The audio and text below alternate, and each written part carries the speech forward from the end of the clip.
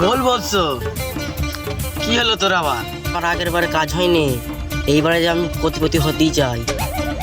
কোটিপতি তুই হবেই রে, তোর কপালে লেখা আছে। 10 বছর তোকে ওয়েট করতে হবে রে খেলা।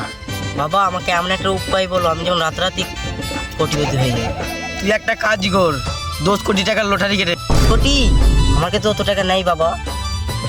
তুই তাহলে একটা কাজ কর খেলা, তোর জমি জায়গা সব বিক্রি করে দে। বাবা, আমার তো জমি জায়গা কিচ্ছু নাই, আমি তো ভিখারি।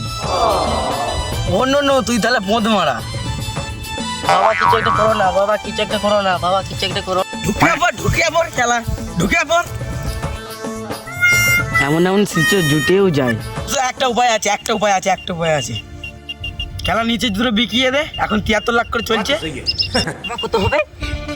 1,46,00,000। 73 লাখ।